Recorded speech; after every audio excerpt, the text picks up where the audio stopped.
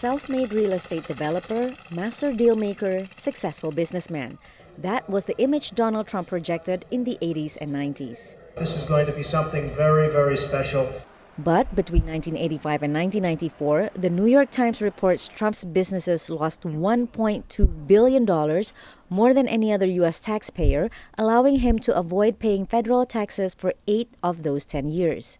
He's the only president in recent U.S. history to refuse to release his tax returns. Perhaps his taxes may show that he's not as wealthy as he claims to be, which undercuts one of his main arguments for campaigning when he was campaigning for president.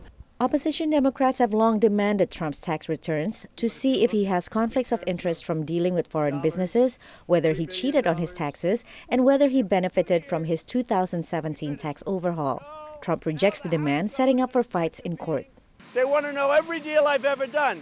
Now, Mueller, I assume, for $35 million, checked my taxes, checked my financials, which are great, by the way. You know they're great.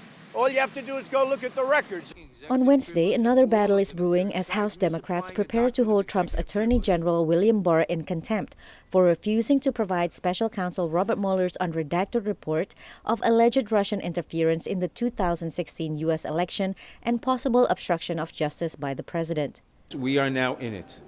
We are now in a constitutional crisis. The White House blocked the vote by asserting executive privilege, the president's ability to shield certain information from public view, even when faced with congressional subpoenas from House Democrats, likely leading to another protracted legal war between the two branches of government. Every time we have something like that, this trust in government goes down, and the people see that government is fighting amongst themselves rather than actually doing things for the people, which may create some opportunities for presidential candidates who are looking to cast themselves in other ways as we move towards the next presidential election.